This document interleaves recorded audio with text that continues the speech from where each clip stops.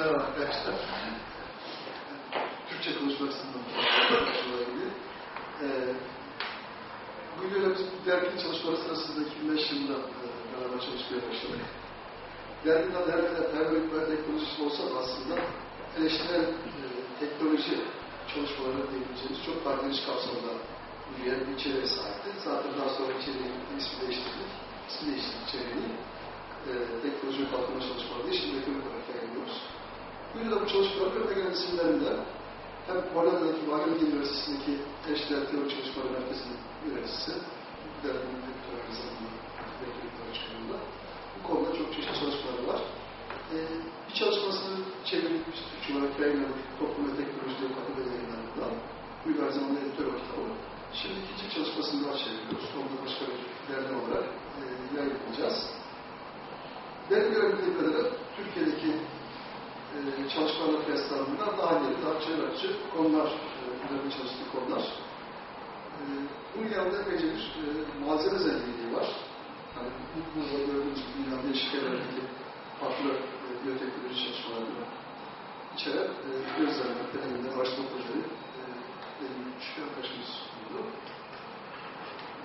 Burada bizimle bilgiler paylaşacak, çalışmalar paylaşacak. Umarım için keyif olur.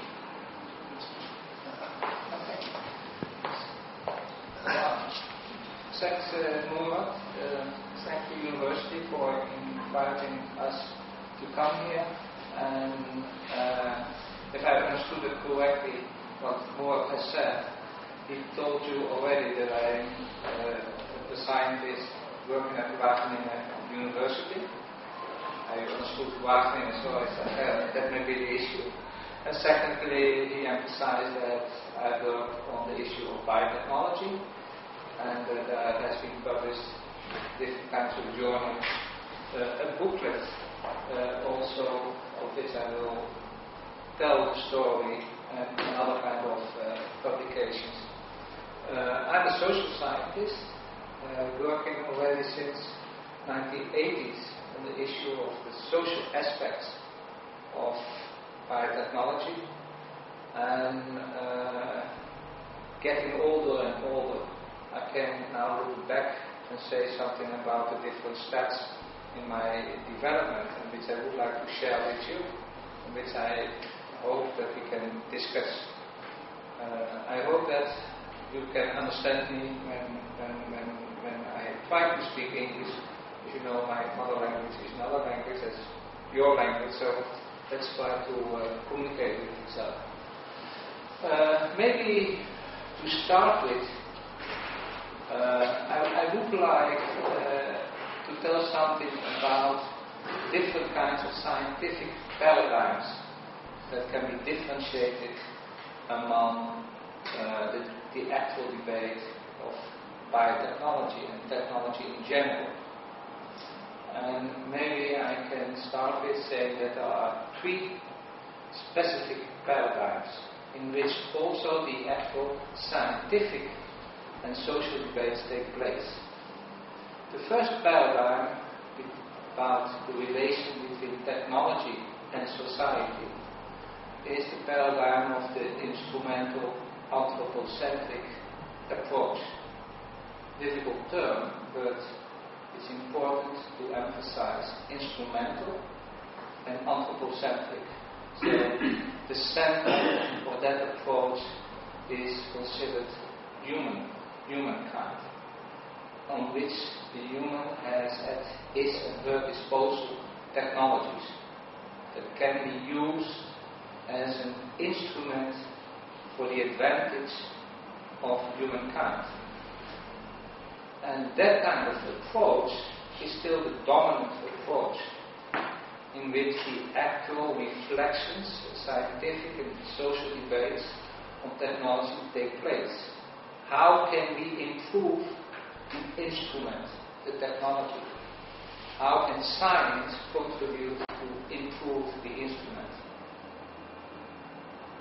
Some say, particularly non-governmental organizations, as for instance Greenpeace, biotechnology is an instrument that creates a lot of problems for society.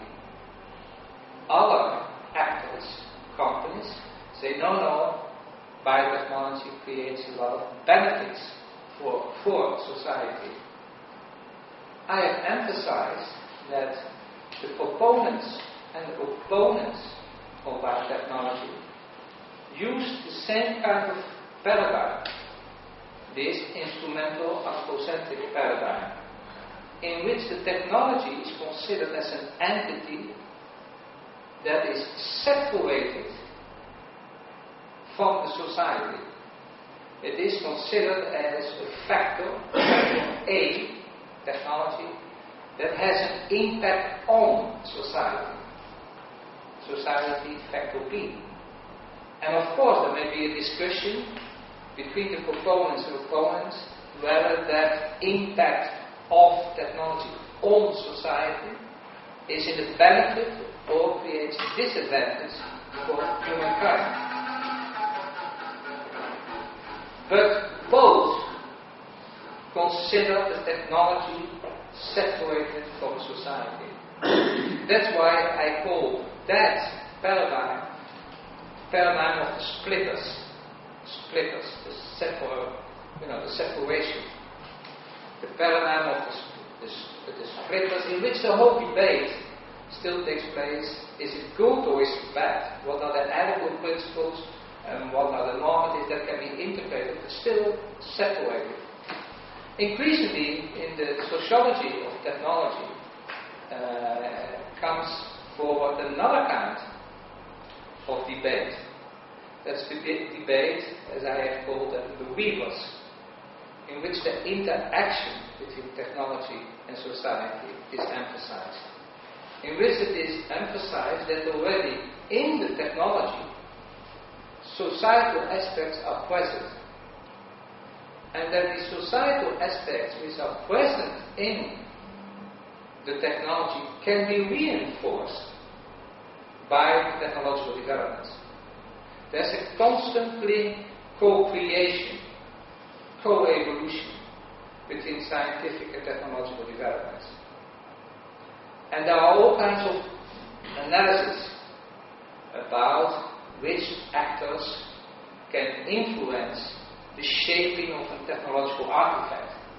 One famous example from the Netherlands has been described by Professor Ruivenkamp, Professor Guido of the University of Maastricht, about the bicycle. Originally the bicycle was composed of a big wheel in advance and a very small wheel behind. And that bicycle was considered by the actors, particularly by the male, as being, strong male and to have the courage to go on that strange artifact and make a tour. But gradually the bicycle was considered by other actors more as a mean for transportation.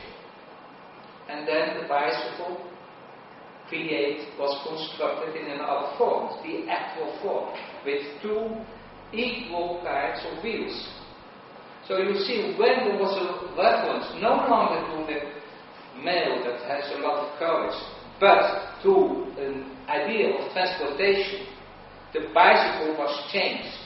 And that was changed in interaction with culture, with norms of the society. So there was a co-creation of the societal aspects and the technology which was embedded and integrated in the technology. So the second paradigm in which the debate on biotechnology and nanotechnology and other technology can take place is the paradigm of the co-evolution, of the co-creation, whatever you would like to mean it, and which I have mentioned as the paradigm of the weavers. It is interwoven. Certainly, and I gradually come to my own kind of vision, certainly there is the vision that the co-creation is a real fact, but that co-creation is not a neutral phenomenon, but takes place within actual social relations in which one group of actors may have more influence than other groups of actors. And that there is, as Feinberg has emphasized, there's a certain kind of political bias in the co-creation between technology and society. A political bias which is often even not understood and not taken seriously because it is something like a culture. You speak Turkish, I speak Dutch, and for me it is logical to speak Dutch. And I can only become aware that you can speak in another language when I meet other people. How can technologies become aware that their work, is culturally and politically shaped? A nice example that has been described in that sense has been done by Lyndon Winger, a social scientist, talking about the construction of a bridge in New York. It's called the Long Island Beach Bridge. It was constructed in 1960 by an architect called Moses, famous name. And anyway, the bridge had a shape that it connected one part of New York with another part of New York. And that bridge was good, was nice, was accessible for persons who want to relax themselves on the beaches of New York, in Long Island Beach. But 1960, the bridge was constructed in a specific way, with low-hanging overpasses. So cars could pass and go to the beach, but buses could not pass, could not go to the beach where people could relax. Why? How? What does that mean? In that period, white people was traveling with cars. Black people and poor people was traveling with public services, the buses. So in the construction of the bridge, there was already a certain kind of code, social code present, which makes the beaches accessible for a group of people and not accessible for another group of people.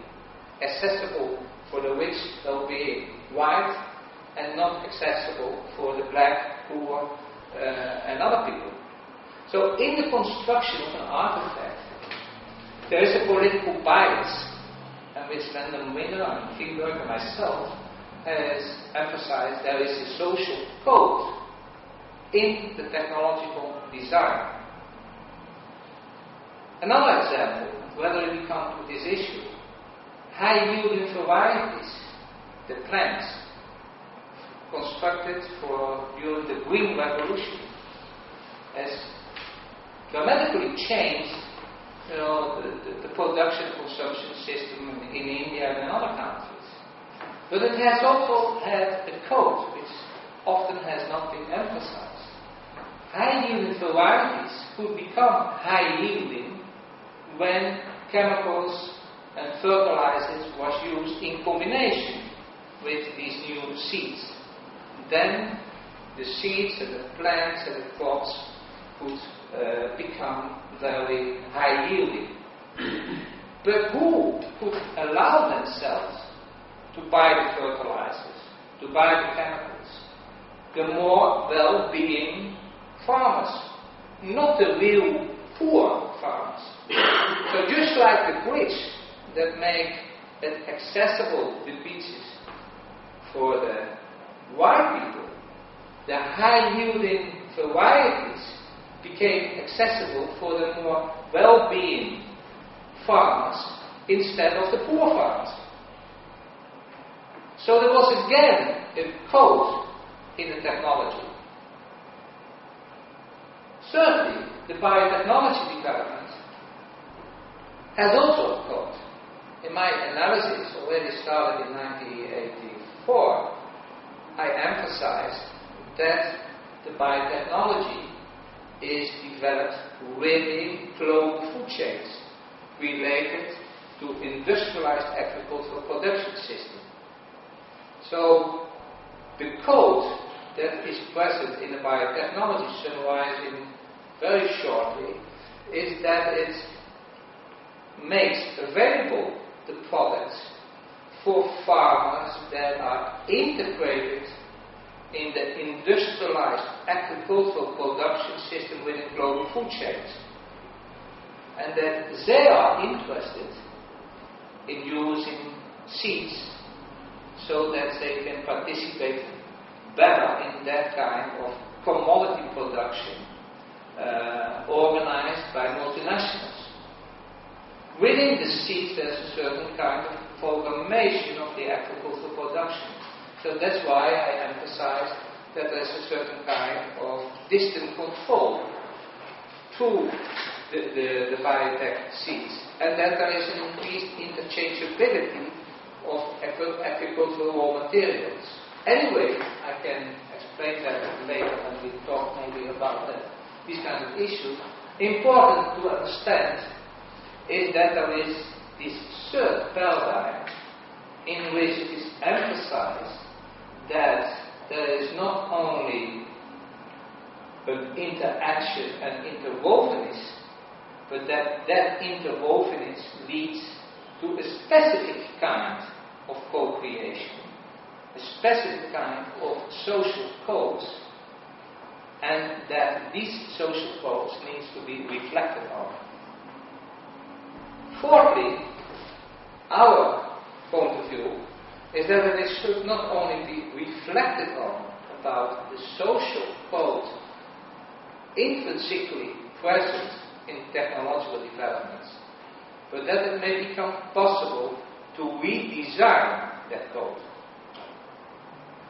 Redesign and reconstruct the social code of technologies leading to other bridges, other plans, other biotechnological developments,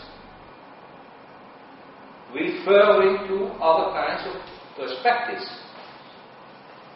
Not only the perspective of global food chains, anonymous foods, but the perspective of location-specific development, sustainable developments.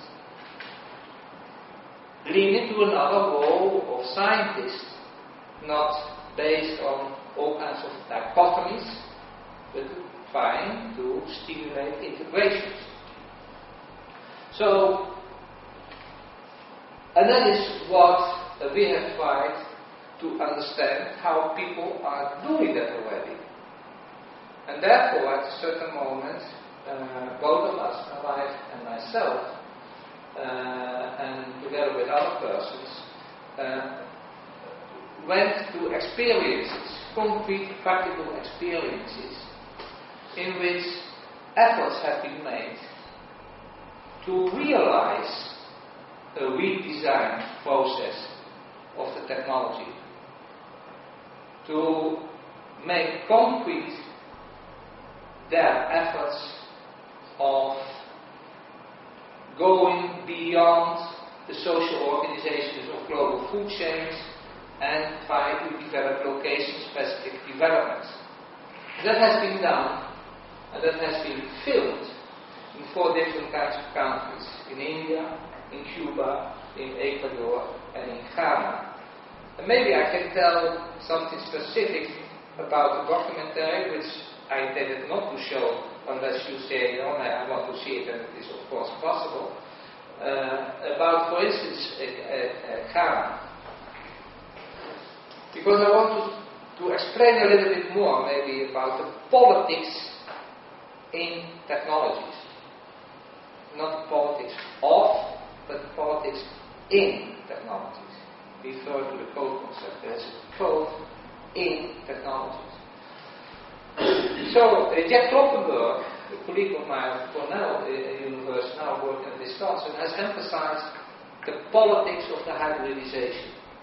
I don't know whether you are plant scientists, but nevertheless, shortly said, hybrid seeds implies that the practice of farmers to collect part of the harvest and then use that again as new seeds are no longer profitable to do that, because these new seeds of the hybrid seeds are more or less sterile, are not leading to high yields. So the techniques of getting hybrid, high-yielding varieties create a certain kind of dependency of the seed supplying companies, of farmers to the seed supplying companies. So the hybridization is a very important political instrument for creating social relations. Products should not longer be viewed as just a product to be consumed, as already Marx has emphasized. Products should be conceived as creating and reflecting social relations. And the hybrids of seeds and biotechnological seeds are a clear example of that. That there is code in it and there are politics in the products. So there's a whole tendency, particularly seed companies in the Netherlands are working on that. That not only corn, etc. are hybridized, but also vegetables becomes all hybridized. In Ghana, research institutions have said no. We try to develop zinc and iron enriched corn varieties, which still remain open pollinated. That means that they can continually be crossed and be developed by the farmers themselves. That the dependency of the farmers of the seed supplying companies are interwoven. And they have tried to integrate their scientific efforts and focus their scientific efforts not on abstract seeds that can be disseminated around the whole world, now on specific, location-specific corn varieties in Ghana, which are called Opatamba, and Opatamba stands for good mother. So the corn variety was already accepted and integrated, in their culture, and the scientists looked at these kinds of varieties to enrich them with iron and zinc, which is good particularly for mothers, when they are pregnant, and there is a shortcoming of zinc and iron in the traditional dishes, so it is enriched, looking to the needs of local people, called Opatamba, enriched Opatamba as the corn variety, and the Opatamba corn variety was disseminated and prepared in school feeding programs and in street foods that is related, that the real consumption directly for the poor people on the street. So you have seen in that kind of program that there is a whole effort to make science and scientific development tailored to the needs of local specific developments. And indeed, that's why we have published this journal about tailoring biotechnology, in which it stands for the efforts of trying to adapt, tailor scientific and technological developments to local needs. To conclude, I would also like to emphasize that there are all kinds of efforts that scientific and technological development no longer perceived as an entity that is separated from societal developments, but that the society developments are already integrated in science and technology.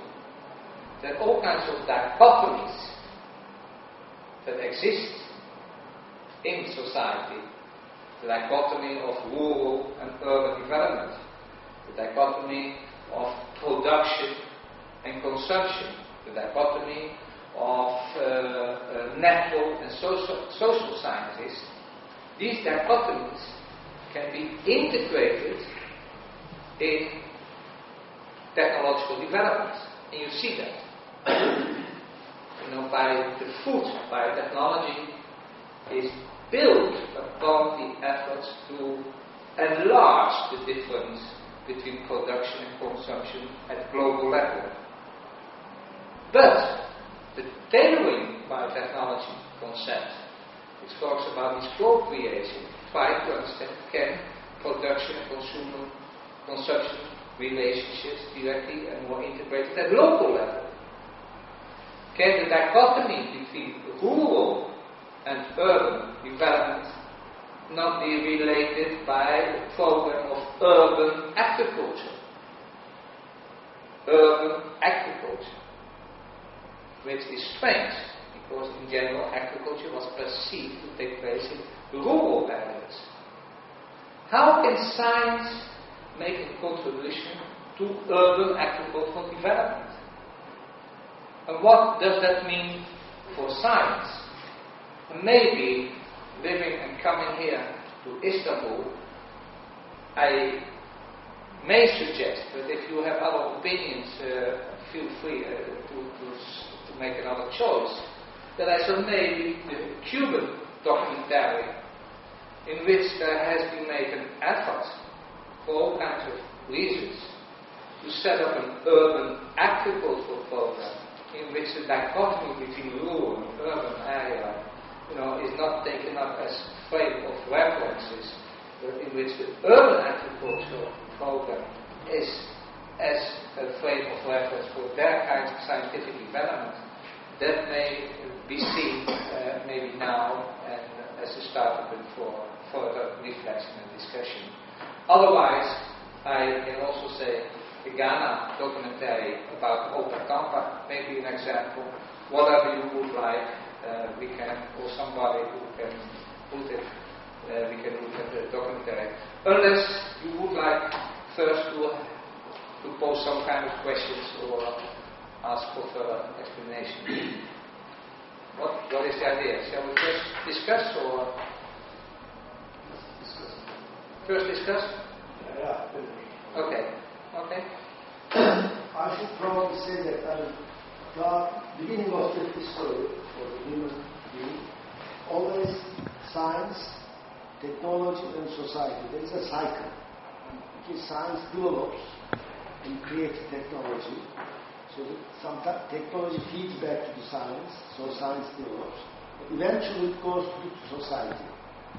And it is also like Romans has a high technology, right? But no science. During the Roman time there is no science. Even their numbers are funny. You can't do nothing. And then after some area comes and science develops because of those technology.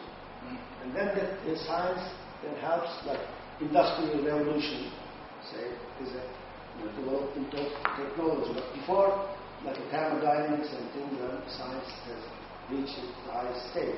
But the industrial revolution created a new science, which is in the beginning of the 20th century, which this quantum mechanics and all those things came out. But now we are at the stage of developing technology. No more science at this stage. This biotechnology and nanotechnology, these are all the results of the scientific development of the last century, beginning of this century. But this, like, why did the Soviet Union collapse? Why? But because they couldn't transfer the technological development to the society. That's the reason. They have high science, and they get good science, and they created technology, but that technology couldn't get into the society. That was the problem. But in the US and in other European countries, they have that cycle. It's applied correctly. But the countries like us, developing countries or underdeveloped countries, they don't create science, so they don't have technology. Then, they cannot put that technology to the society. Right? They have to transfer the technology, like Ghana, Cuba. Turkey is still, they are transferring the technology, because we don't have science enough to create a new technology. So always there are those countries, developing and underdeveloped countries, they have to transfer the technology. Biotechnology is created in the US. So, in Israel, okay, they create the automobile. Now they create the seeds. What is the difference? They want to gain the money. They're capitalist society, so they have to sell that. Okay? So that's the, this reality. Yeah. No, I agree with you that there is, of course, this important relationship between science, technology, and society. It's a cycle, actually. It's a historical cycle. Yeah. Interior of the in the countries. Yeah. Yeah. No, that's cool. So that means that if I may relate it to the three paradigms that I have presented, that you say, okay, I do not believe in a splitters paradigm in which science technology is separated from society. No, what you are saying is, no, I emphasize that science and technology is related, interwoven to each other, as you mentioned examples of the Industrial Revolution. So we have to reflect on the relationship between science, technology and society from the Weaver's paradigm, on that interrelationship. Secondly, you also emphasize, okay, that interwovenness between science, technology and society, is also a situation of power. American developed automobiles and they developed seats, so there's also the power. And indeed, what I try to emphasize in my three paradigms is that the third paradigm is emphasize that the relationship with science, technology, and society should not only be perceived as interwoven, but that there is a political bias, just as the bridge that has political bias that make it accessible for some and not accessible for others. You, in your terms, you say, okay, technologies are accessible for the capitalist society, for American developed countries, and not for the countries in development or underdeveloped countries, as you mentioned. But, and now I would like to make an addition to that. Of course, that is the actual situation, as you mentioned. We have to be realistic. I completely agree with that. But then, we have also tried to understand how we can change that. How can we transform that? And how can technology become an agent that may facilitate the transformation? And that is my effort. Instead, to see the technologies as only a reflection of the actual power relations, interesting for developing countries and for countries in development, and for organizations in developed countries that try to develop another kind of perspective of living, is to understand, can the technologies be reconstructed in such a way that it does not reinforce the power of the powerful, but that it becomes an actor that can facilitate and support, the people without power, and how people can do that. And if you look at the practices, many countries, many initiatives are already doing that. And how can we see them? How can we understand what they are doing? Is by understanding that the dichotomies on which the actual exploitation of the developed countries is based upon, these dichotomies, rural, urban, natural science, social science, are challenged in their way of developing technologies. And that may stimulate another kind of perspectives. In other way, instead of looking, and in that way I think we have a different opinion, and to make that clear, instead of looking at possibilities of transferring technologies, I would like to emphasize, without all, modest way, instead of looking on possibility of transferring the American technologies to Turkey, for instance, it would be much more profitable in social sense 2030 develop their own kind of technologies, adapted to their own way of development and adapted to their own way of perspectives. Instead of waiting that Ghana receives the technologies of the Netherlands, it would be much better that maybe that Dutch scientists try to understand what are the potentialities for development in Ghana, and through technologies and science integrate the science and change the science and technology for their kind of development. So instead of transferring, I would like to emphasize the term tailoring.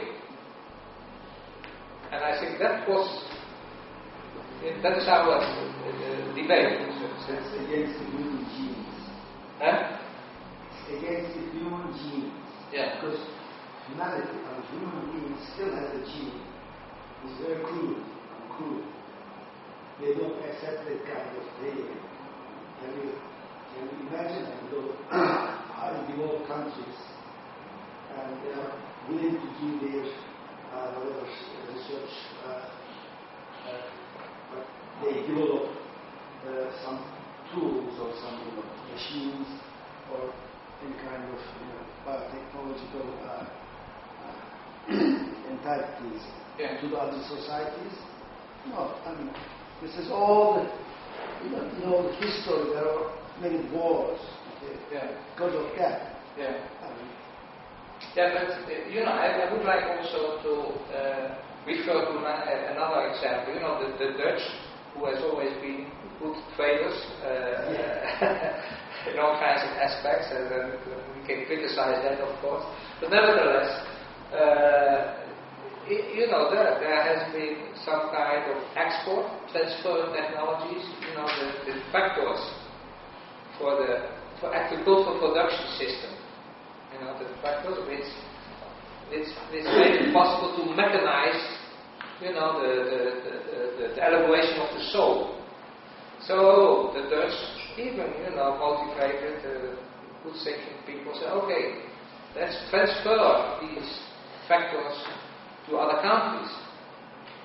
And then they noticed that these factors in mountainous areas were used sometimes as garbage for protecting the people themselves against the rain, against other kinds of things, because the factors for the flatland would not be used for the mountainous areas. So you see there that transferring artifacts, is not only transferring a tractor, but transferring technology means that you transfer also the social relations which are embedded in the artifacts. The perceptions of agricultural productions on flat land are integrated in the design of the factors.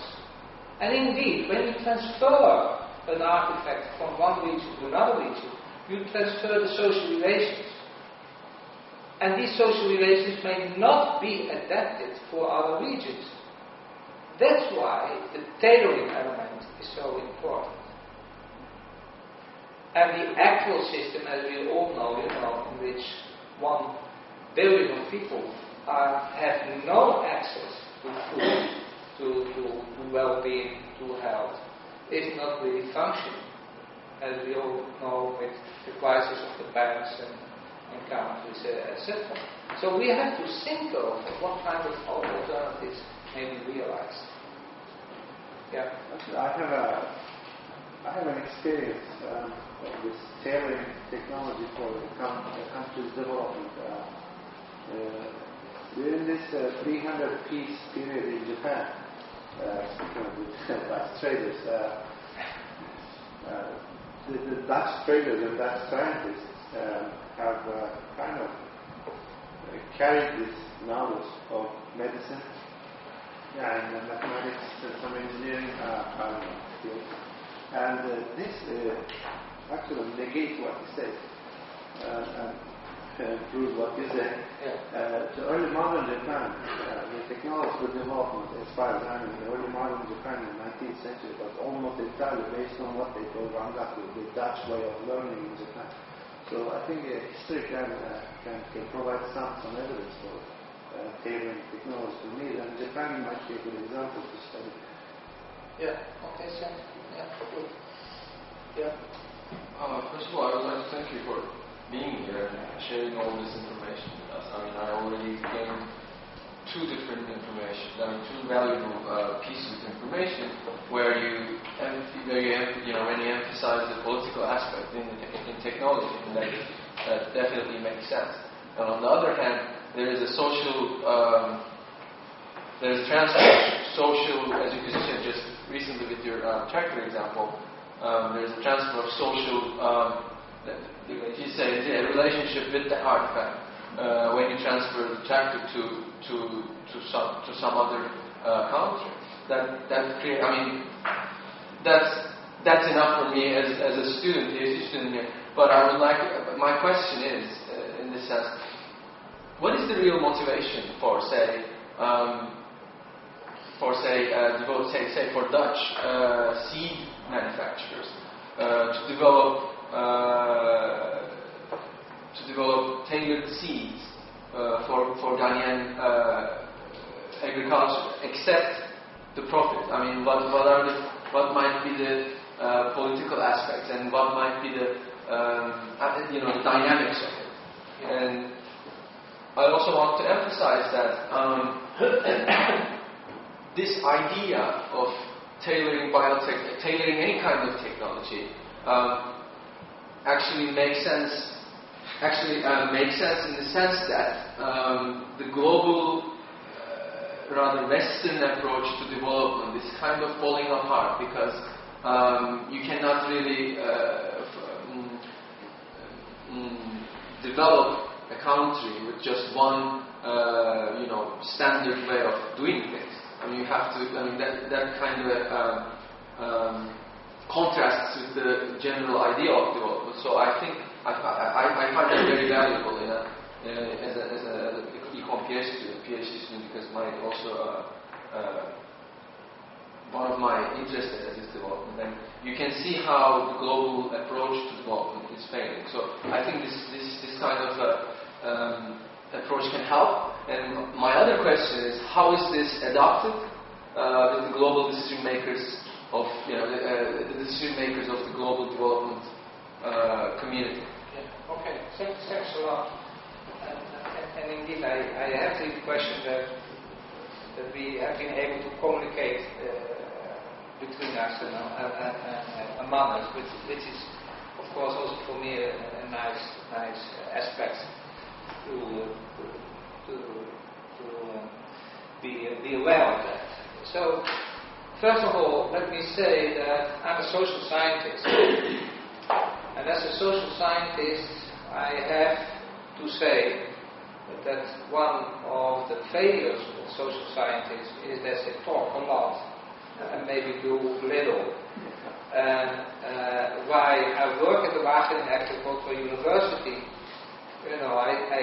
sometimes I'm jealous about what plant breeders are doing. Indeed, plant breeders are developing seeds, and seeds can be very important for social transformation.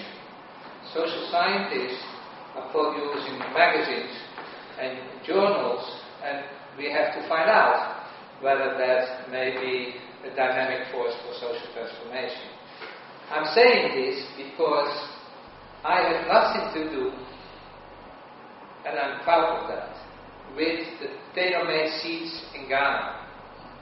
That is completely an initiative that I went to Ghana because I have contacts there with different institutions, research institutions, social scientists also. And I noticed that what the people are doing already there is interesting from a humanistic perspective. So again, not Dutch seed companies are involved in that. On the contrary, they are developing these abstract global seeds. and say, look at me and say, Guido, what are you saying? There's no market in it. We cannot make profit. We cannot make commodities. And I say, okay, you go ahead with your commodities, with making profits, but there people are doing other kinds of things. And that's now, I think, the second issue, particularly Calvinistic Christian attitude of bringing development to the people, creates also all kinds of problems, because you bring development to, and you bring your own kind of perspectives of development to. And therefore, it is increasingly important not to bring development to, but to look at how people themselves organize to create development. And to be modest. Can I intervene? Can I not intervene? So, all these examples, somebody asked me, Guido, how have you been able to set up these initiatives? And I said, no, I've done nothing. I'm lazy. I've done nothing. The people themselves are doing that. And maybe the perspective for real development is that we have to look and understand the language and the culture of our people. And then to try to understand, which means a new way of approach, how science and technology can again be integrated in a diversity of development perspectives. Not, as sometimes breeders are doing, we can change the world because we develop seeds that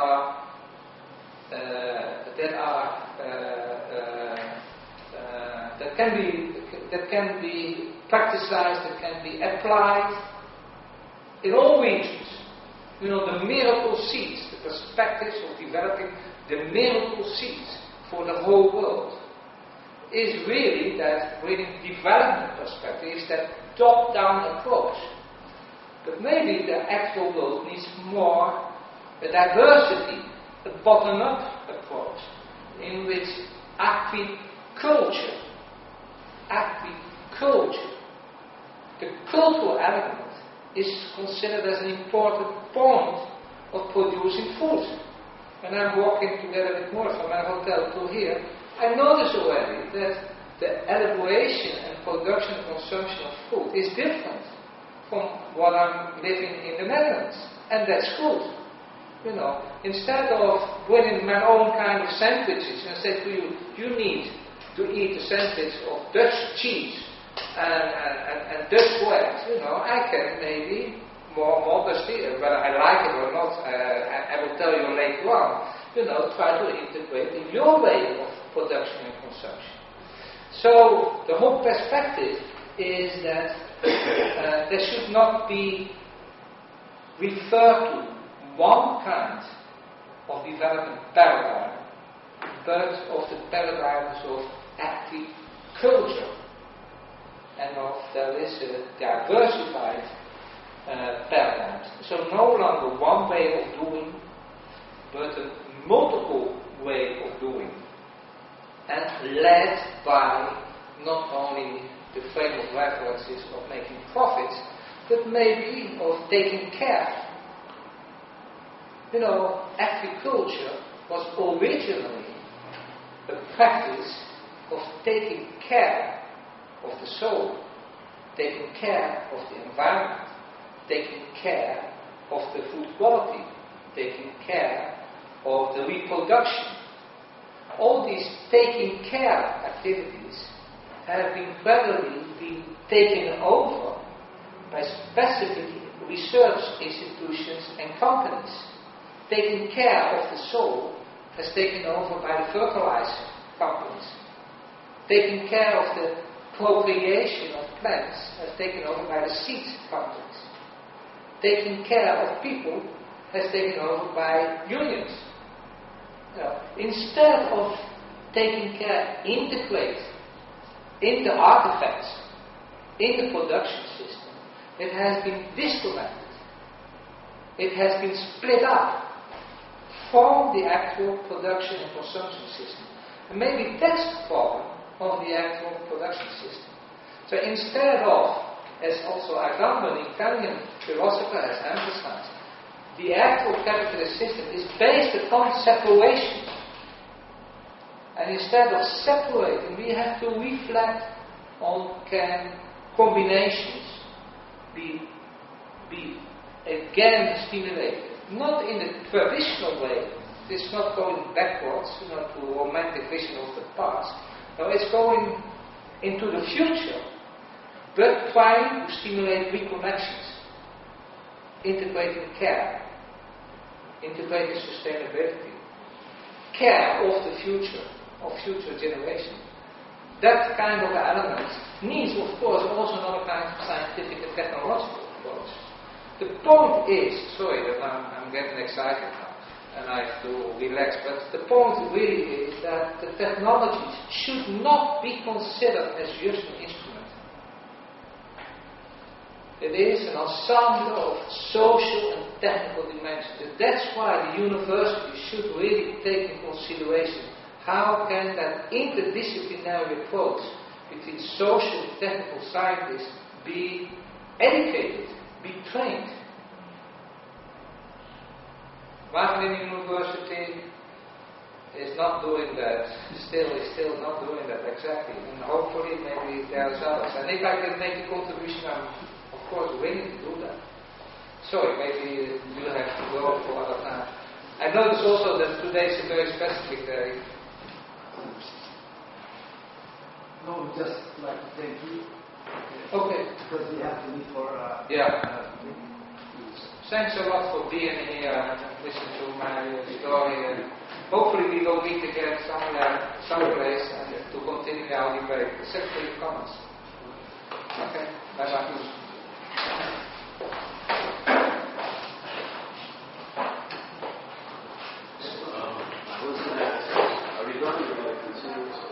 No, whatever you want. Maybe it's so. Shall we show one documentary? Is that an idea, or we don't have time? Before that, can I ask you if you have another 5 minutes? Yeah. So what do you? I think that's a very nice point, but what is the main big obstacle? I mean, changing the mindset is important, but also, what do you think these big multinationals you consider as a big obstacle for that type of development to take place in other countries, like non-Western countries?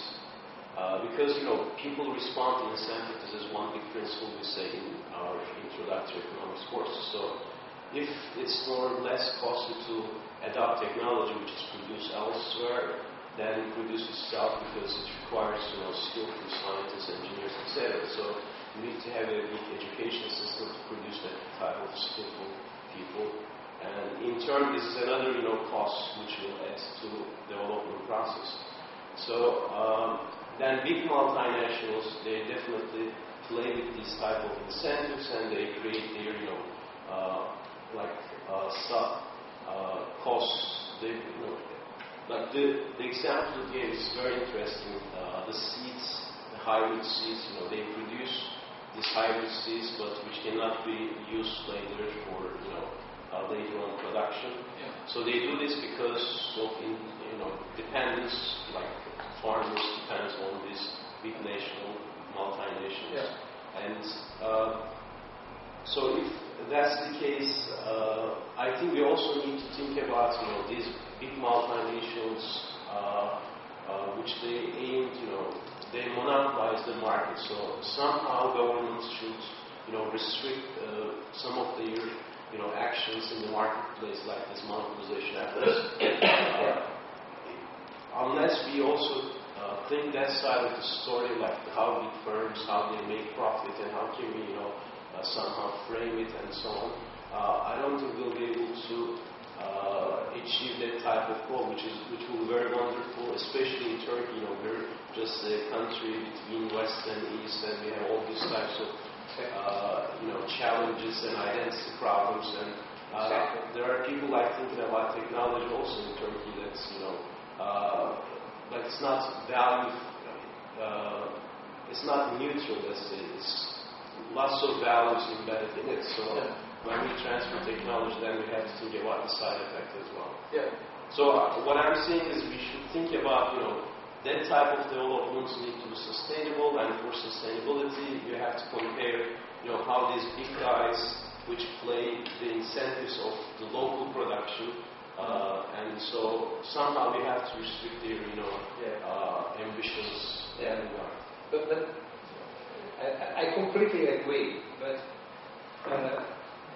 sometimes I would like to be optimistic, And if you look at the enormous power of the monopolist, and then talk about changes, then sometimes you become pessimistic. But if we look at recent events, then you see that there has been many countries in the northern part of Africa in which there was also a monopolistic state government, who had an enormous power. And then at a certain moment, and not at a certain moment, but on basis of many debates and many other kinds of informal developments, of dictatorships, or many dictatorships in Egypt, Tunisia, Libya, etc., has been gone recently, by not discussing the dictatorships and their power, absolute power as such, but by organizing other kinds of events, other kinds of realities.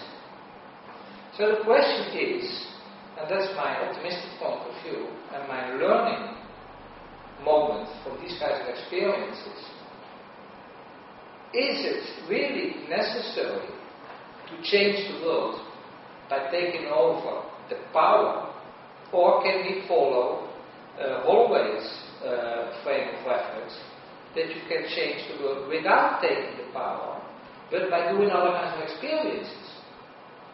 And in a context, as Foucault has emphasized, that increasingly power is presented in all kinds of social aspects in society, so that power is not there, located in a dictatorship, but also reflected in all kinds of social relations.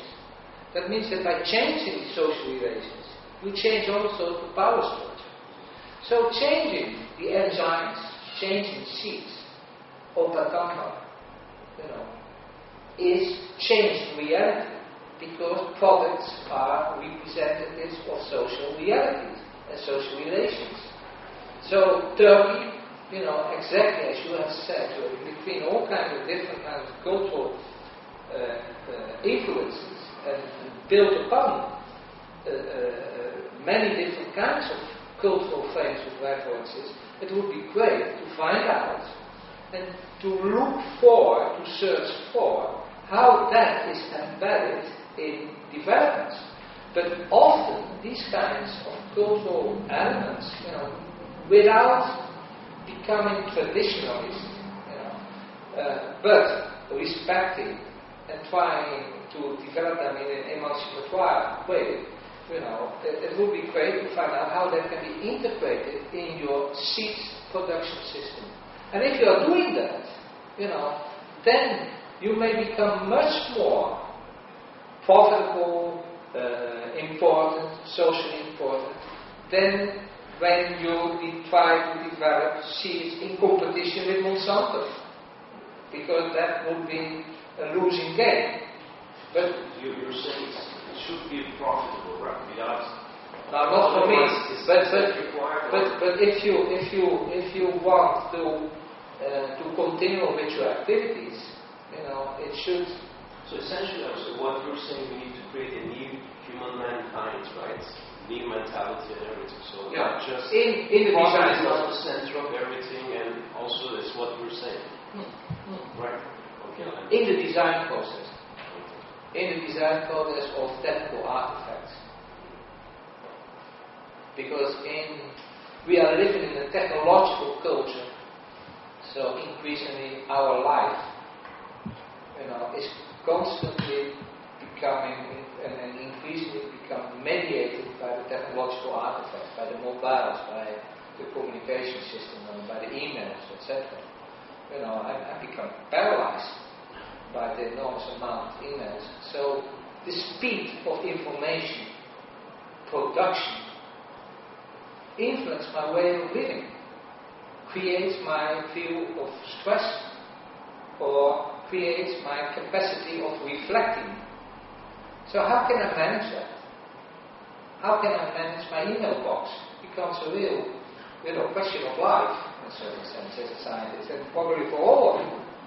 So how can the enormous amount of information exchange create for me still the possibility of reading a book as a professor at the university? I have to struggle to create space for reading because of all this information exchange. So maybe I can read when I close my email box, close the door of the university, and go in my house. Which is strange, because originally the university was a place for studying and reflecting. So you see already that in the actual technological culture we have to make choices. That is what I try to say. And these choices are political choices, in a certain sense. Taking into consideration the new dimensions of the hybrid seeds, of the informatics, of the nanotechnology, of the genomics. My preoccupation about my health. Is health something that I have in my hand? Or is it completely taken over by pharmaceutical companies? So all these elements, are often no longer reflected on, and that is what we try to do through PhD research projects, etc. And it is very difficult to say just in 1 hour to give an overview of all these aspects. But if you say, what do you want